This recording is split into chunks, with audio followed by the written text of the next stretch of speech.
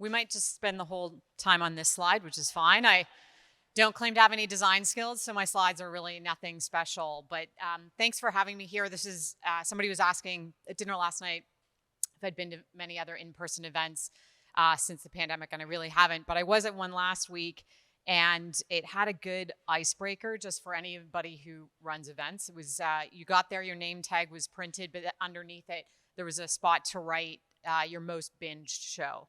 So you could be staring at somebody's name tag and it wasn't rude, even if you're just trying to look for their name, because you were reading what show they were. And so diligently, I went down and wrote down the answer and realized as soon as I'd written it that I had completely dated myself. And not just because of the show I'd selected, but I had binged it on DVD. So I went into this event and came, face to face with how much longer in the tooth I was than most of the attendees. And I tell that story not just because it's an opener, but also because I've been doing customer success a long time. But PLG, I would say I'm still a student. So one of the things that this gave me an opportunity to do was to reach out to friends and peers that I've met along the way who have a little bit more time in product-led growth than I do, and really get kind of a sense of what's going on for their companies around customer success as we're kind of at the beginning of our journey. We're not a massive company and scaled. So I talked to people who have done that. And one of the first things I was talking to a friend at Figma that we sort of talked about was, well, should customer success even be necessary if you're doing true product-led growth? In a world where the product is so easy that it sells itself and people onboard themselves and everything just works, do you even need customer success? And so that was kind of the mental exercise we went through as I was sort of putting this together. I do eventually want to change slides, so I'm just going to point to you. Perfect. Excellent. So quickly, I'll just go through my CS journey so you have a little bit of perspective of what I've learned over the last however many years. So I started my SaaS journey at a company called Eloqua. I would say that was the golden age of customer success there at the beginning. We were the heroes. We were making it work. We were building a new category. Every time we learned something, it was the best practice for the next person. I had a CEO that wanted to get up and say, I have a whole team dedicated to your success. We weren't quota bearing. I'm going to talk in generalizations because somebody could nitpick at me on that at some point. But in general, we were kind of leading the charge, and customer success was a great place to be. And we end up where we're kind of now part of the revenue engine. At some point, the category is a bit more established. The revenue coming from expansion in the base is now a very meaningful part of our growth. And now customer success has become part of the revenue engine in a more meaningful way. We're no longer just the people that are making customers successful and happy and excited. We're actually contributing meaningful to revenue. Now there's much more of an expansion target kind of focus on it. So the role has changed again. Fast forward to the next one, and Eloqua gets bought by Oracle. And I call this sort of losing our religion. And it's not entirely because it's hard to be bought by Oracle. And if you've been in software long enough, you probably have been. But it's also from a customer success perspective, we're now kind of removing ourselves from what had become a little cult-like that was very tied to the domain expertise. And we're now looking at what does customer success actually do? Because we've got to go across a bunch of products. We don't have the tools we used to have. We don't have the tight-knit kind of connection to product we used to have. We're looking at it a bit more academically almost and saying, what are the functions and processes involved in customer success? It's a little less personal, and that was a good education. Also did some international stuff there that was super fun, but I wanted to go back into the customer success field. So I go to Allocadia, and I'm going to do it all over again. And once more with feeling, I'm going to fix all the mistakes I made the first time. It's going to be perfect. None of that was true, but I did get a chance to accelerate a few things and also to make customer success a paid offering. So at this point now, I'm not just a cog, right? It's a funded department where we're actually charging our customers for that. It gives us a little bit more stability in terms of funding and in terms of the business model. I also build out account management, so I've got revenue accountability, and I'm really trying to establish customer success as an important part of the business, part of the go-to-market strategy. Through that, then I end up taking over sales. So now I've got a truly integrated go-to-market model. I'm still operating really in enterprise customer success or enterprise SaaS, and it is definitely not a product-led motion, but I do have the whole go-to-market under one umbrella. And this gives us the opportunity to make that experience for the customer pretty seamless. When I stand up in front of a customer as the sales leader, I can say, you can hold me accountable for everything I just told you because I'm also your customer success and account management leader. So everybody gets trained the same. The silos are broken down. There's really nice handoffs. We get all of those advantages that are often problems somewhere else. So I got to do a bunch of different versions of customer success. And now finally, I'm in this last one, which is product led. And I call it a bit of an experiment, mostly because I think a lot of what I learned in customer success is super valuable, but I'm starting all over again to some degree. And we'll go into a little bit why I think that. I will talk about that truly product-led company. That's what Hypercontext is. It's our primary go-to-market motion. It's how the company was built. I believe all that Dave said about, there's product-led offers and product-led motions. I think all of them are valuable. They've got different versions of customer success in them. I'm going to be speaking mostly from the perspective of a, product-led company. Okay, so this slide is what I introduced. This is exactly the slide I used for every new employee that joined Allocadia. And it was to kind of emphasize that we were a customer-centric company and to say it's not a department, it's a company strategy. The running joke being, of course, then I would go into a slide about a department that they needed to know about and all that kind of stuff. Even when I took over sales, I kept the same slide. I talked about how all of these departments ultimately impacted customer success, and that's why we needed to think of it that way.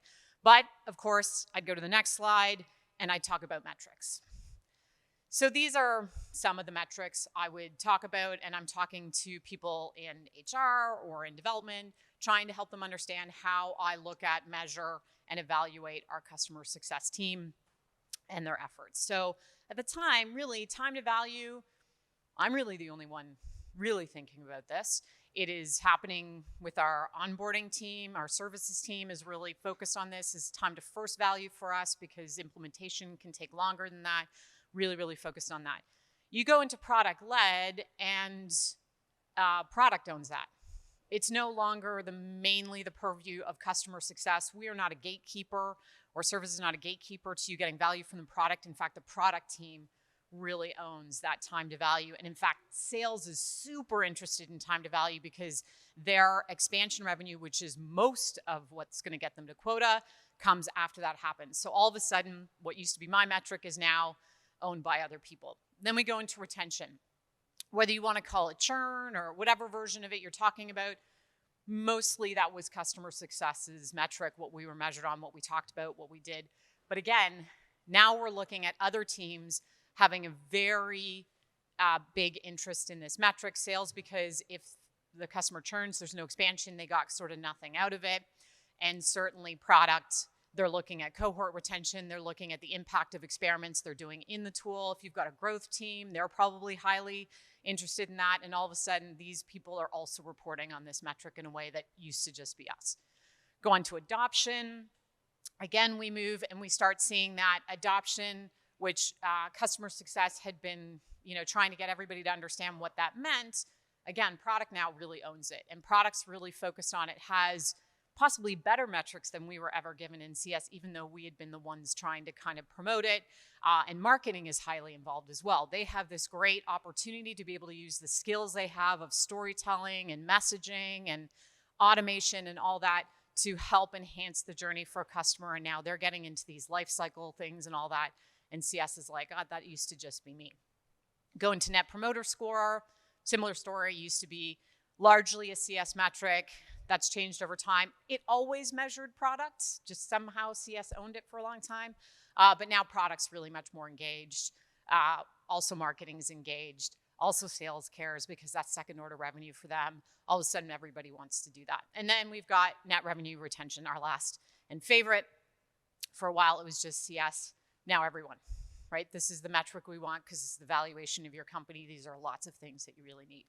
So we spent 10 plus years, or I did, trying to convince everybody else in the company to care about all these things that I really cared about. We get into a product-led environment and I own none of it. All of a sudden, I've gotten everything I wanted. Everybody cares about these things. Everybody's driving them.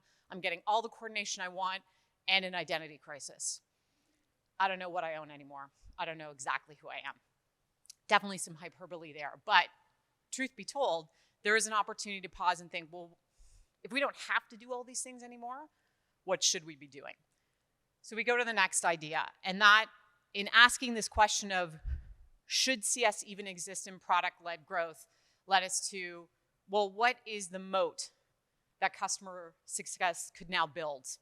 If we don't have to do all those things, if we aren't by ourselves out there with those flags around those metrics, what does that open up in terms of an opportunity? And maybe customer success doesn't look exactly the way that list of functions that we've become familiar with before, and maybe the things we're doing aren't exactly the same. But maybe this actually is opening up a massive opportunity for folks in customer success to build that competitive advantage. And maybe that moat now becomes who knows the customer best. And there's tons of data. Lexi just talked about it. I would agree. Get revenue ops in place as soon as you can. There's so much more data and product-led. It's so much more important for what the journey you're trying to build. But there's things that can't be observed. So maybe customer success's role now becomes in focusing entirely on customer outcomes. Maybe they're freed from a lot of removing of friction and maybe wallpapering over some gaps, and they can focus purely on that. They're freed up a little bit. So we went down this path of let's think about that. So I started this presentation with sort of, are we obsolete or necessary? So let's start with what's obsolete. So I did start playing with AI to create images because I have no design skills. I got on a nautical theme. I'm very sorry. I stretched it way too far. It's going to stop making sense at some point, but bear with me. So onboarding is probably the first thing we kind of ditch, right? So no longer is that department hold the keys that you need to get into the tool. You're in the tool already. You're hopefully already getting value. CS's role maybe now could be more of an accelerant or maybe next value as opposed to initial value. So that complexity of onboarding is probably gone, at least as a primary function. There we go. The second one, which struck fear into the heart of most customer success managers, was when you got introduced by the salesperson as, and here's your cruise director. They will answer all of your questions, give you everything you need. And, you know, for those of us who watch The Boat, this is Julie McCoy, your cruise director, dating myself once again. So we no longer have this sort of one single point of contact for everything because we're actually letting the product do a lot of the speaking. Documentation is really important even beyond developers, though specifically important to developers. There's lots of opportunity. People don't really want to have to talk to you. Now we're talking about making them want to talk to you. So now you're looking at additive stuff. You're not sort of that gatekeeper. And then on the education side, it's no longer you're trying to get sort of a PhD in whatever very unique thing it is that your tool does or how to do it in your tool. The commercialization of B2B software has made everything a lot easier to get in there. You don't have to learn everything from scratch. You probably don't, again, put a gate there. So these are gone. Now we have a whole bunch of time. Maybe our teams are smaller because of that, but maybe also it opens up a huge amount of opportunity. There are still some things where it's probably very necessary to have some sort of customer success motion or individual involved. So the next kind of category of things on the next slide is, where is it still necessary?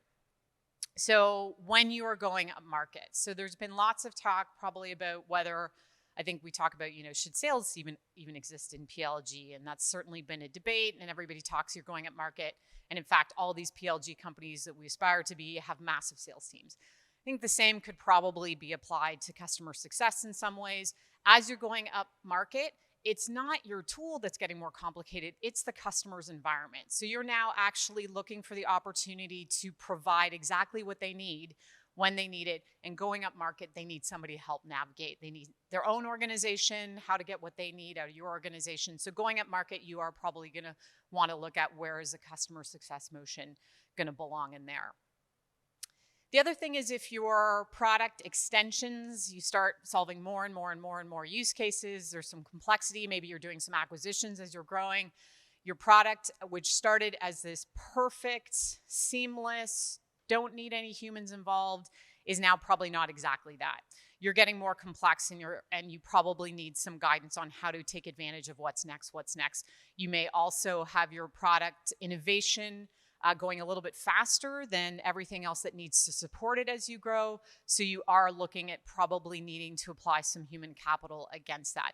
And that's an accelerant, right? That's not necessarily a bad thing. Sometimes you can go faster with humans. I think I was talking to Product Board, a friend who worked there, and one way they looked at using the customer success organization was to be able to try things out quickly. It was a two-way door.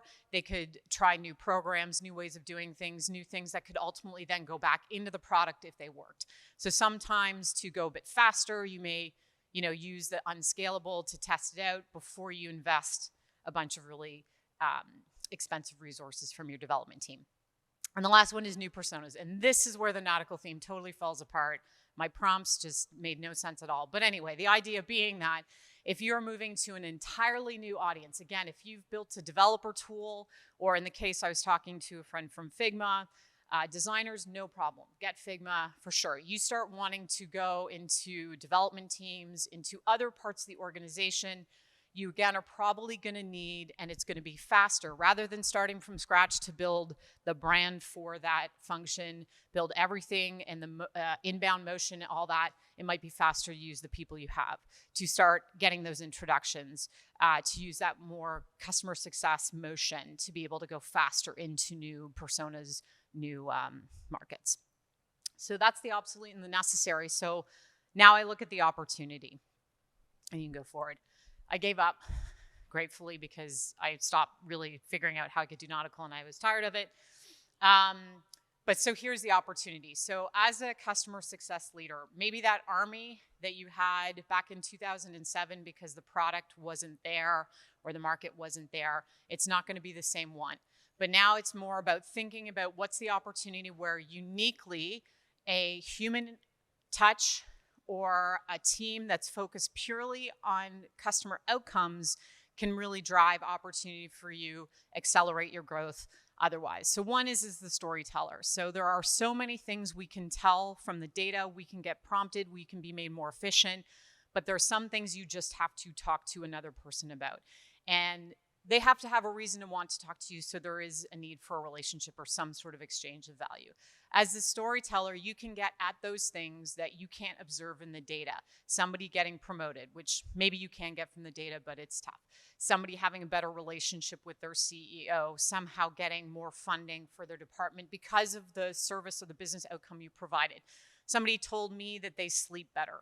No way I could have told that from our usage data. But there are anecdotes and stories in your customer base that are massive accelerants, that are great ways to get referrals, that are all these opportunities. And a customer success team is typically the best position to do that because they're going to give some value back in exchange.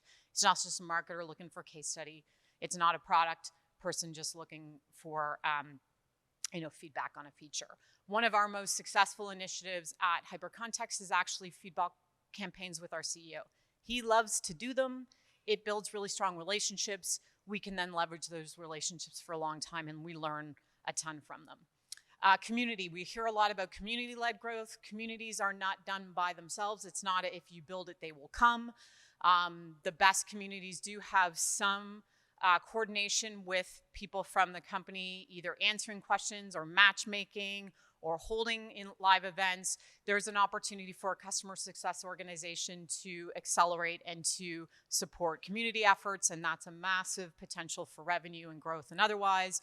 And then the last one for me is you can operate in that sort of vein of seeing what's around the corner. If the renewal or some other event isn't the thing that you're kind of panicking about or preparing for otherwise, you can take sort of maybe a bit of a longer arc, that 5-year arc that you're thinking about with the customer, not just the next transaction you have to do with them.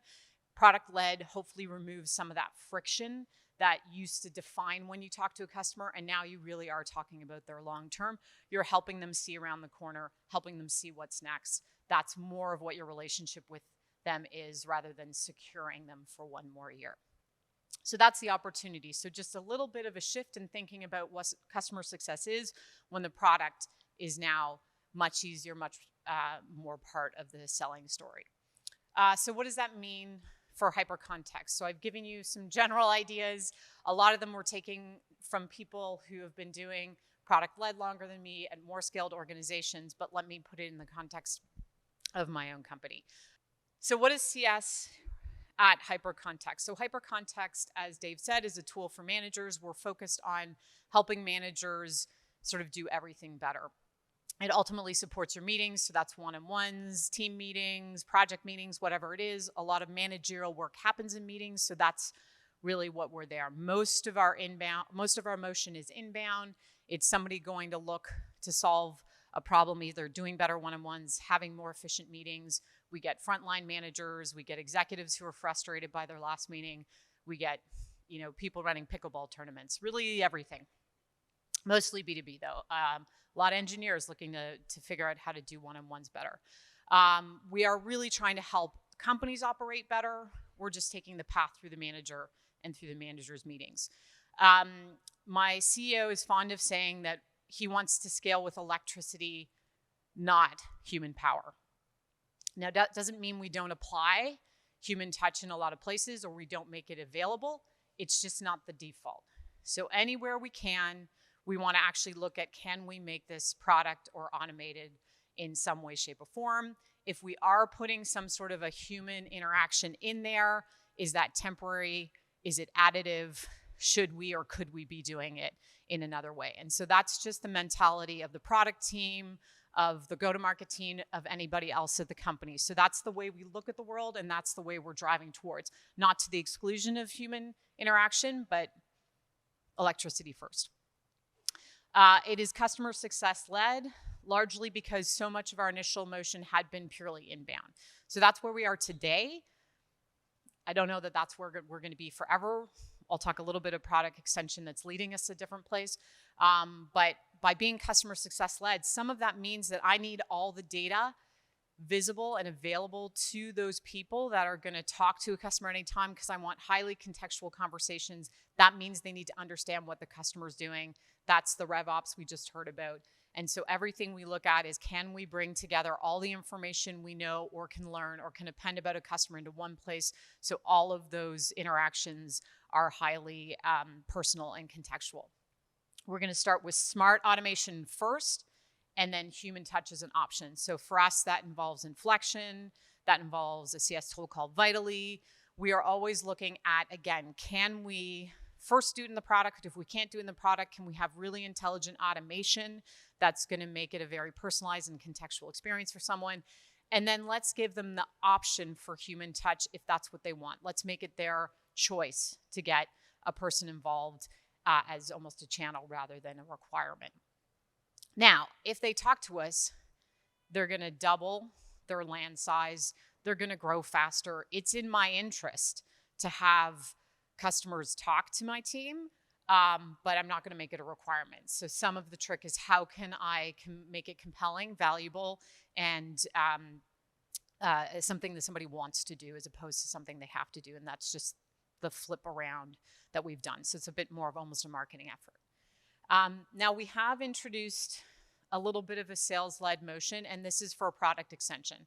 So we introduced about 5 or 6 weeks ago AI-assisted performance reviews. So this takes us into HR. So I now have a new buyer. I have a buyer as opposed to really just truly that product-led motion.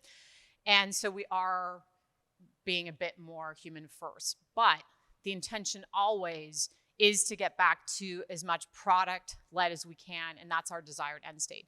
So even in this human-led intervention, every time we look at configuration, how they're going to train their team, how they can troubleshoot their own configuration, things like that, it's always going down to, how can we help them do it by themselves?